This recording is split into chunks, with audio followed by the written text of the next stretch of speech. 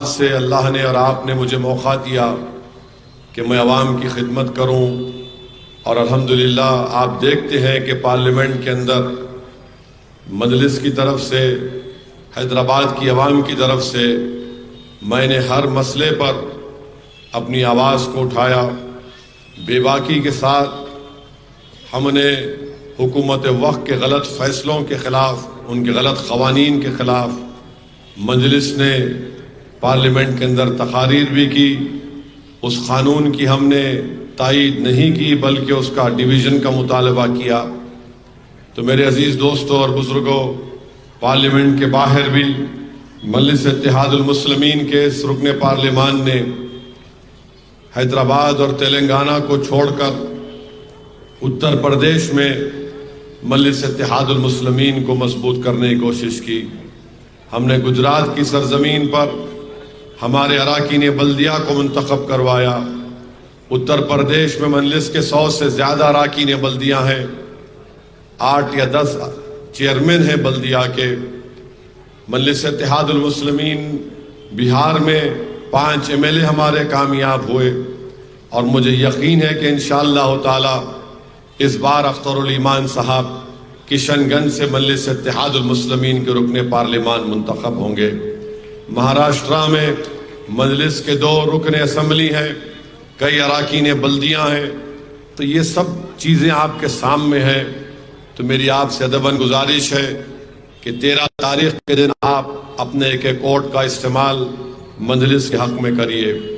मेरे अजीज दोस्तों और बुजुर्गों, आप ये देखते हैं कि कल वजीर आज़म की एक तकरीर हुई जिसमें वजीर आज़म ने ये कहा कि कांग्रेस और BRS ने हैदराबाद को मजलिस को लीज पर दे दिया। फिर एक और तकरीर, कोई महाराष्ट्र के एक BJP के MP है मोहतरमा, वो आकर ये कह रहे हैं कि उनको अगर 15 सेकंड दिया जाए तो वो छोटे और बड़े यानी असदुद्दीन और अकबरुद्दीन को 15 सेकंड में उनका काम कर देंगे। फिर एक BJP के एक और मोहतरमा है जो कह रहे हैं कि अगर मजलिस को दिए तो पाकिस्तान को दिए, सब बराबर है। फिर एक और मोहतरमा है जिनका नाम प्रियंका वाड्रा है, वो कह रहे हैं कि असदुद्दीन ओवैसी B टीम है। अरे समझ में नहीं आ रहा, ये 3 मोहतरमा मेरे पीछे क्यों पड़ गए भाई। एक मोदी थे, उन्होंने भी पीछे पड़े हुए हैं। अब आप बताइए कि नरेंद्र मोदी का गुरूर और तकब्बुर, अहंकार देखिए, जिसको हिंदी में अहंकार कहते हैं, कि वो कह रहे हैं कि हैदराबाद को कांग्रेस और BRS ने लीज पर दिया। मोदी जी, क्या हैदराबाद की आवाम इंसान नहीं है? हम क्या कोई बैल बकरी हैं कि लीज पर दे दिए? हम यहां एक बाइज्जत शहरी के तौर पर रहते हैं और 40 साल से हमने आपकी पार्टी को, आपकी पार्टी के बड़े बड़े लीडरों को अल्लाह ने अपने फजलो करम से नबी करीम सल्लल्लाहु अलैहि वसल्लम के सदक़े और तुफैल में यहाँ की अवाम ने आपकी पार्टी को हराया है। तो आप बोले लीज पे दे दिए। नरेंद्र मोदी, मैं आपको बताता हूं लीज के माने क्या होते हैं। हिंदुस्तान में 21 लोग ऐसे हैं जिनके पास 70 करोड़ आवाम की जो दौलत है वो 21 लोगों के पास है। 70 करोड़ की आवाम की दौलत को मिला लिया जाए तो भारत के 21 लोगों के पास उतनी दौलत है। नरेंद्र मोदी, आपको दिखता नहीं है, आप तो चाय बेच के आए ना, आपको दिखता नहीं है। लीज पे हैदराबाद को दे दिए तो 7,000 करोड़ का इलेक्टोरल बॉन्ड आपको मिला। आपने इलेक्टोरल बॉन्ड लिया, जिस किसी ने इलेक्टोरल बॉन्ड दिया, नरेंद्र मोदी ने उनको कॉन्ट्रैक्ट दिया, एयरपोर्ट का दिया, सी पोर्ट का कॉन्ट्रैक्ट दिया, टनल बनाने का कॉन्ट्रैक्ट दिया, स्लम रीडेवलपमेंट का प्रोग्राम दिया, पावर प्रोजेक्ट दिया। 6,000 7,000 करोड़ आप ले लिए इलेक्टोरल बॉन्ड में, और 21 लोगों के पास जो दौलत है 70 करोड़ लोगों के पास उतनी दौलत नहीं है, और आप हमको बोल रहे लीज पर दिए। कोई लीज पर नहीं दिया गया है। और सुन लो नरेंद्र मोदी, यहां के मुसलमान, यहां का दलित, यहां का बैकवर्ड क्लास के लोग अब की बार इंशाअल्लाह ताला एक बड़ी ताकत के साथ मजलिस को वोट देंगे, और पहले से ज्यादा इंशाअल्लाह ताला भारी अक्सरियत से आपकी पार्टी को हराएंगे यहां पे इंशाअल्लाह। लीज पर दे दिए, क्या मतलब है भाई? लीज पर दे दिए, कौन से लीज पर दिए? मेहनत और कुर्बानियों का नतीजा है हमारे ये कि मजलिस कामयाब होती आई है। हमारे अराकीन पुलिस की लाठियां खाए, जुल्म सहे, जेलों को चले गए, जानों को कुर्बान किया, तब जाकर 84 में सालार को कामयाबी मिली। 20 साल 22 साल मजलिस को इलेक्शन लड़ना पड़ा हैदराबाद की सीट को जीतने के लिए, और जब एक बार जीते तो अल्हम्दुलिल्लाह जीत का सफर चलता रहा। मोदी बोल रहे लीज पर दिए। फिक्र मत करो नरेंद्र मोदी, 13 तारीख के दिन आपके इस लीज की तकरीर का जवाब पतंग के बटन पर हैदराबाद की आवाम दबा कर देगी इंशाअल्लाह ताला।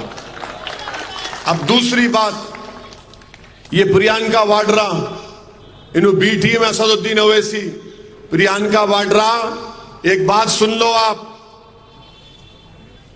आपको समझ में नहीं आ रहा तो समझा रहा हूं। महाराष्ट्र में आप शिवसेना से अलायंस करें, उन्होंने दूध के दूल्हे हुए हैं। वो शिवसेना जिसके बारे में श्री कृष्णा कमीशन में बाल ठाकरे के बारे में लिखा था कि जनरल की तरह रोल अदा किया था, आप भूल गए? वो शिवसेना के साथ बैठे हुए हैं। अमेठी की सीट हैदराबाद के दूल्हे भाई नहीं गए तो भी आपका भाई हार गया। कौन भी टीम थे वहां पे? मध्य छत्तीसगढ़ साफ। परसों असेंबली का इलेक्शन हुआ तो आप राजस्थान हार गए, मध्य प्रदेश हार गए, छत्तीसगढ़ हार गए। किसकी वजह से हारे? 2019 के लोकसभा के चुनाव में 90% सीट आपकी पार्टी हार गई बीजेपी के खिलाफ, और असदुद्दीन ओवैसी पर आपको उंगलियां उठा रहे, बी टीम बोल रहे।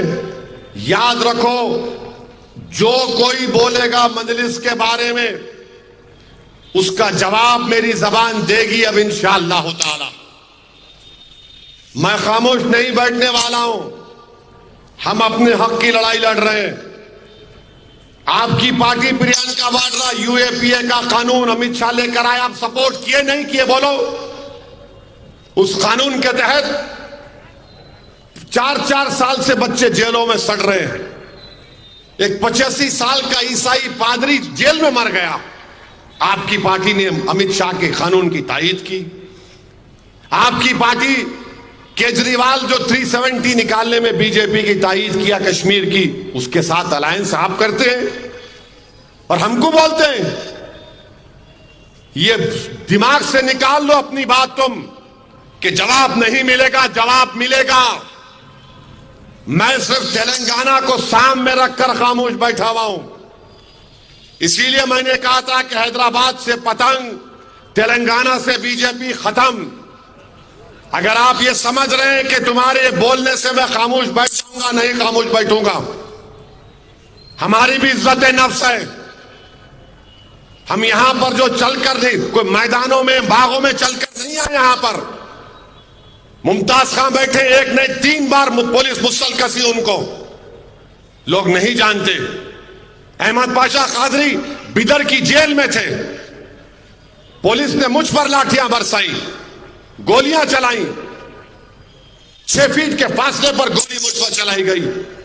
आप ये समझ रहे कि हम लोग एंटाइटलमेंट की पॉलिटिक्स करते? नहीं करते। हम मेहनत करते, जुस्तजू करते, इल्जामात का सामना करते, मैदान में रहते, अवाम के दरमियान में हजारों की भीड़ में चलते। हम खाली डाइस पे आके हाथ हिला के नहीं जाने वाले। हम लोग पैदल दौरे करते, गर्मी में धूप में चलते हम।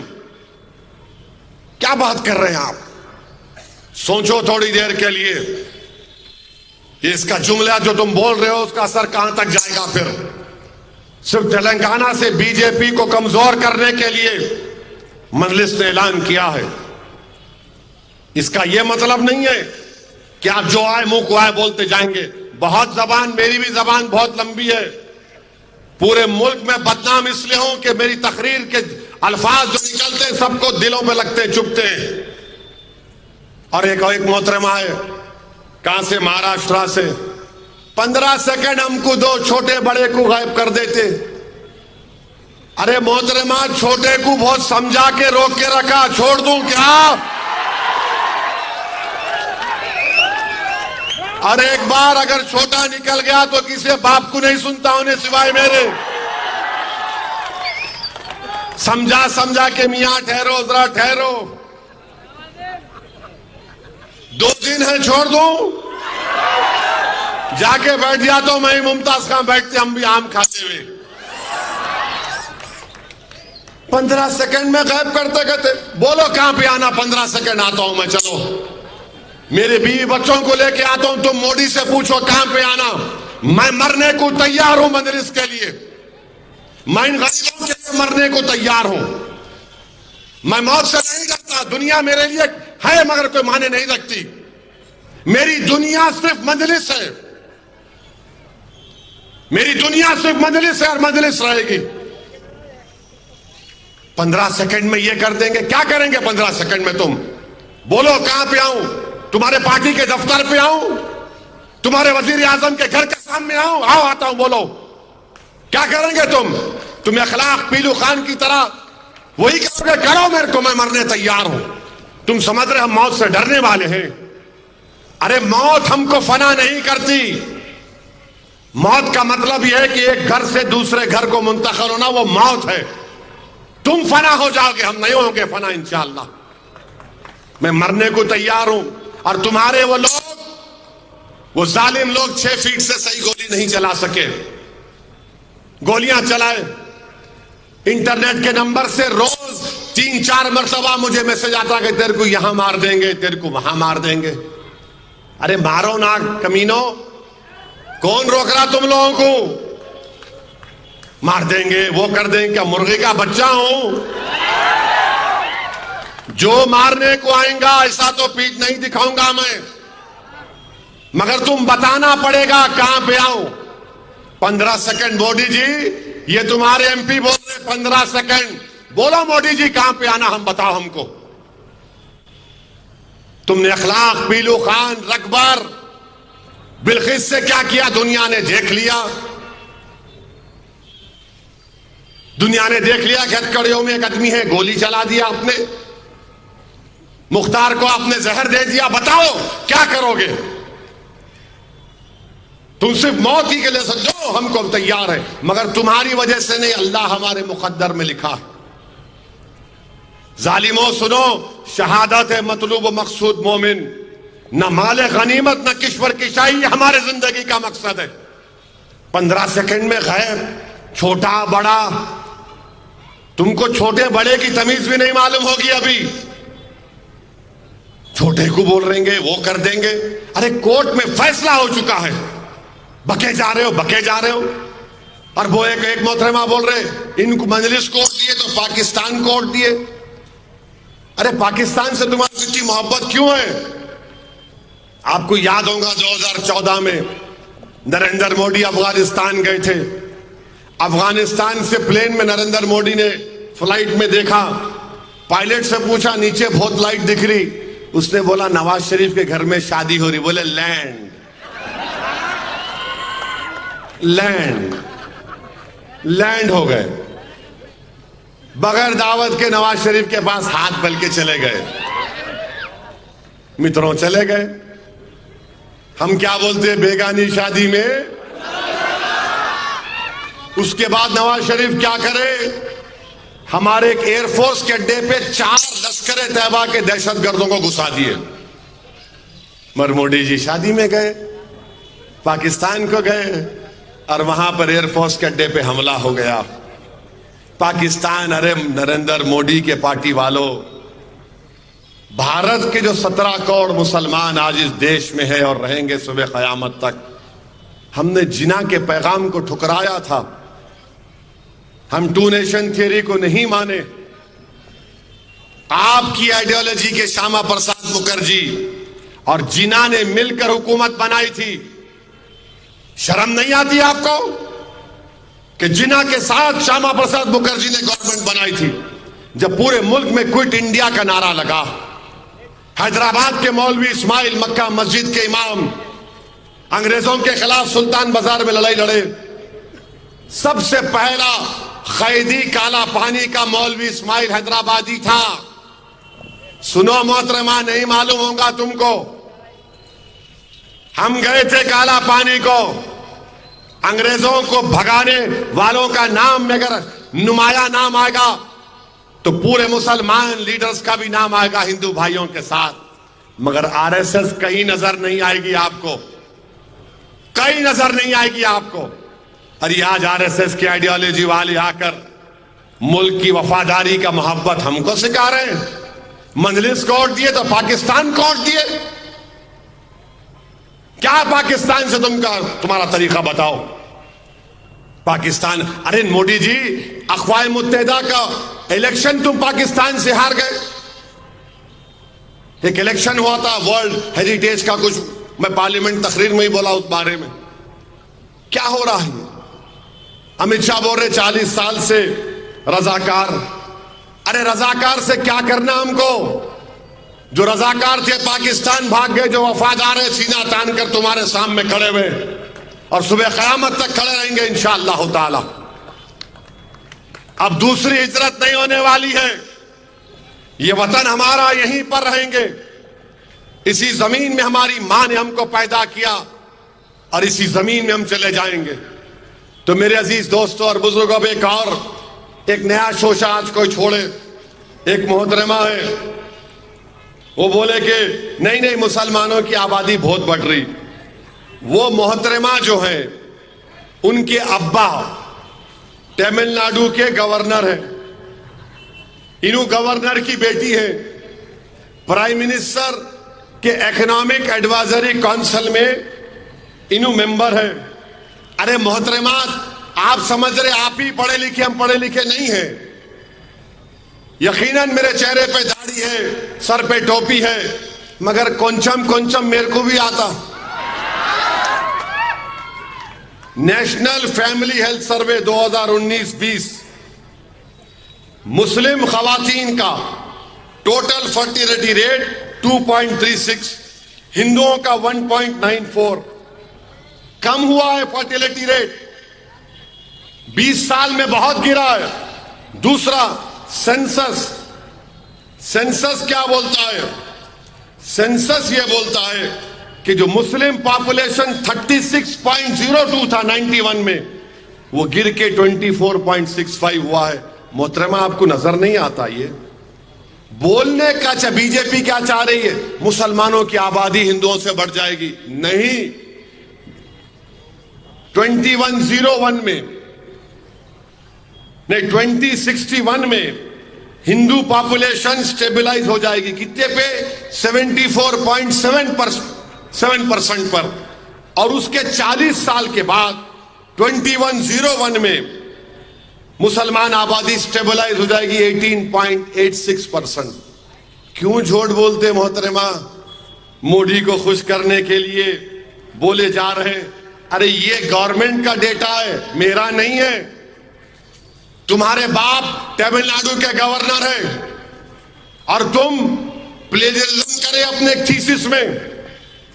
बोलने पे आ गया तो सबका खोल दूंगा शिजरा यहां पे, मगर ये बदनाम करना। तो बहरहाल मेरे अजीज दोस्तों और बुजुर्गों, 13 तारीख के दिन मेरी आप तमाम से गुजारिश है कि आप अपना एक एक वोट पतंग के निशान पर बटन दबा कर दीजिए। और हम नरेंद्र मोदी, और एक बात बोल रहे, मैं जब अरब ममालिक को जाता हूं, दुनिया अरब ममालिक में मुसलमान बदल गए, दुनिया में बदल गए। अरे बार बार बदल गए तो मेरे को क्या करने का है मोदी जी? अरे अरब इमारत से जाइए, सऊदी अरब से मेरे को क्या करना है, कतर से मेरे को क्या करना है, बहरीन से क्या करना है, ईरान से क्या करना है। अरे मैं भारत का शहरी हूं, आप भारत के प्राइम मिनिस्टर हैं, आपके पास एक मुसलमान कैंडिडेट नहीं देते, आप एक मिनिस्टर नहीं है और बोल रहे इस देश में खाली हिंदू मुस्लिम हो रहा। आप कर रहे ना मोदी जी, आप ही तो कर रहे, आप ही तो कर रहे 10 साल से। नुपुर शर्मा आपकी पार्टी की नहीं है, गोश्त के नाम पर मारा जा रहा है गरीबों को, मजहब तब्दीली का कानून आप बनाते हैं, लव जिहाद आपने क्रिएट किया, सब आप कर रहे हैं और बोल रहे हैं ये ऐसा हो रहा है। तो इसीलिए मोदी जी आपके बारे में हैदराबाद के शायर ने बड़ा अच्छा कहा था, जरा वो आजकल काफी पब्लिसिटी मिल गई उसको, हरी सिंह। हाँ जरा 1 मिनट रह गया, सुन लो जरा। गोरे बोलूं, अम्मा बाबा को भूल गया, सास ससुरे में घुल गया, सारी जनता को हौला बना रहा, हिंदू मुसलमान को लड़ा रहा, शादी करके जोरू को भगाता, एनआरसी बोल के हमको डराता, बार बार बाहर का दौरा करता, जनता के पैसे बर्बाद करता, कातिल और जानियों को छोड़ता, बेगुनाहों को कैद करता, मंगलसूत्र की झूठी अफवाह उड़ाता, गरीब लोगों का मजाक उड़ाता, लोगों को तकलीफ देके खुश होता, चौकीदार बन के उछल रहा, अपनी औकात भूल गया। तो 13 तारीख को बूथ पे जाना, वरना मुमताज का आके कैसा बोलेंगे, अरे हो रे कहाँ है रे तुम, लगा निकलो रे निकलो। तो 13 को निकलेंगे ना आप लोग, और आसमान पर क्या नजर आएगा और क्या करेंगे हम, डाल के सीधा पुरों को। सलाम वालेकुम।